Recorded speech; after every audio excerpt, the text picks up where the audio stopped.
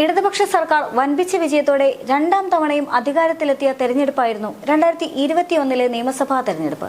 തെരഞ്ഞെടുപ്പിൽ CPM-ന് വലിയ മുന്നേറ്റമുണ്ടായിരുന്നുവെങ്കിലും പെരിന്തൽമണ്ണ പോലുള്ള എണ്ണപ്പെട്ട ചിലയിടങ്ങളിൽ ഇഞ്ചോടിഞ്ച് പോരാട്ടം നടന്നു. കോവിഡ് മഹാമാരി വ്യാപകമായതിനാൽ പോസ്റ്റൽ വോട്ടുകളിലും ചില ക്രമീകരണങ്ങൾ വരുത്തിയിരുന്നു. പെരിന്തൽമണ്ണ നിയമസഭാ മണ്ഡലത്തിൽ നടന്ന മത്സരത്തിൽ കേവലം 38 വോട്ടിന്റെ ഭൂരിപക്ഷത്തിലാണ് അന്ന് UDF സ്ഥാനാർത്ഥിയായ നജീബ് കാന്തപുരം വിജയിച്ചത്.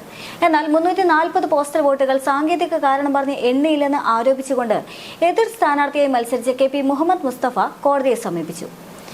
ഇപ്പോൾ വർഷങ്ങൾ പിന്നിടുമ്പോൾ മുസ്തഫയുടെ വാദം ഹൈക്കോടതി തള്ളിക്കൊണ്ട് ഉത്തരവിറക്കിയിരിക്കുകയാണ്. അങ്ങനെ പെരിന്തൽമണ്ണ നിയമസഭാ തെരഞ്ഞെടുപ്പ് കേസിൽ UDF സ്ഥാനാർത്ഥി നജീബ് കാന്തപുരത്തിന്റെ വിജയം ഹൈക്കോടതി ശരിവെച്ചിരിക്കുകയാണ്. ഇനി നജീബിന് MLA ആയി തുടരാം. തെരഞ്ഞെടുപ്പ് റദ്ദാക്കണമെന്ന ഹർജി ഹൈക്കോടതി തള്ളി. നജീബ് കാന്തപുരത്തിന്റെ വിജയം ചോദ്യം ചെയ്ത് LDF സ്ഥാനാർത്ഥി നൽകിയ ഹർജിയിലാണ് ഇപ്പോൾ ഈ വിധി വന്നത്. ജസ്റ്റിസ് CS സുധ അധ്യക്ഷയായ സിംഗിൾ ബെഞ്ചാണ് വിധി പറഞ്ഞത്.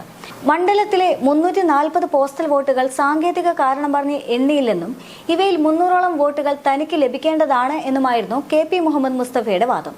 38 വോട്ടുകൾക്ക് മാത്രമാണ് നിയമസഭാ തെരഞ്ഞെടുപ്പിൽ നജീബ് കാന്തപുരം വിജയിച്ചു കയറുന്നത്. തപാൽ ബാലറ്റുകൾ അടങ്ങിയ പെട്ടികളിൽ കൃത്രിമം നടന്നതായി തെരഞ്ഞെടുപ്പ് കമ്മീഷൻ നേരത്തെ ഹൈക്കോടതിയെ അറിയിച്ചിരുന്നു. 5ാം ടേബിളിൽ എണ്ണിയ 482 സാധുവായ ബാലറ്റുകൾ കാണാനില്ലെന്ന് ഹൈക്കോടതിയിൽ സമർപ്പിച്ച റിപ്പോർട്ടിൽ കമ്മീഷൻ വ്യക്തമാക്കുന്നുണ്ട്. 4ാം ടേബിളിലെ അസാധുവായ ബാലറ്റുകളുടെ ഒരു പാക്കറ്റിന്റെ പുറത്തുള്ള കവർ കീറിയ നിലയിലാണെന്നും തെരഞ്ഞെടുപ്പ് കമ്മീഷൻ കോടതിയെ അറിയിച്ചു. നിയമസഭാ തെരഞ്ഞെടുപ്പ് ഫലപ്രഖ്യാപനത്തിന് തൊട്ടു പിന്നാലെ തന്നെ LDF സ്ഥാനാർത്ഥിയായിരുന്ന KPM മുസ്തഫ കോടതിയെ സമീപിക്കുകയായിരുന്നു. ചില ബാലറ്റുകൾ എണ്ണാതെ മാറ്റിവെച്ചതാണ് തന്റെ പരാജയത്തിന് കാരണമെന്നായിരുന്നു അന്ന് മുസ്തഫ വാദിച്ചത്. വ്യാപകമായ തിരച്ചിലിനൊടുവിൽ മലപ്പുറം സബ് രജിസ്ട്രാർ ഓഫീസിൽ നിന്നാണ് ബാലറ്റ് പേപ്പറുകൾ സൂക്ഷിച്ച പെട്ടികൾ പിന്നീട് കണ്ടെത്തുന്നത്. തദ്ദേശ തെരഞ്ഞെടുപ്പുമായി ബന്ധപ്പെട്ട രേഖകൾ സബ് ട്രഷറിയിൽ നിന്ന് നീക്കം ചെയ്തപ്പോൾ പെരിന്തൽമണ്ണ തെരഞ്ഞെടുപ്പിലെ ബാലറ്റുകൾ അബദ്ധത്തിൽ മാറ്റിയതായിരുന്നു എന്നാണ് അന്ന് നൽകിയ വിശദീകരണം.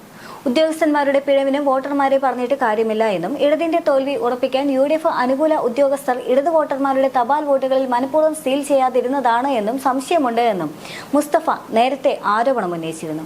എന്നാൽ പ്രിസൈഡിംഗ് ഓഫീസറുടെ ഒപ്പില്ലാതെ പോസ്റ്റൽ വോട്ടുകൾ അസാധുവാകുമെന്ന ചട്ടം മുൻനിർത്തിക്കൊണ്ട് തന്നെ കോടതി അന്തിമ തീരുമാനത്തിലേക്ക് പോകുകയായിരുന്നു എന്നായിരുന്നു സൂചന.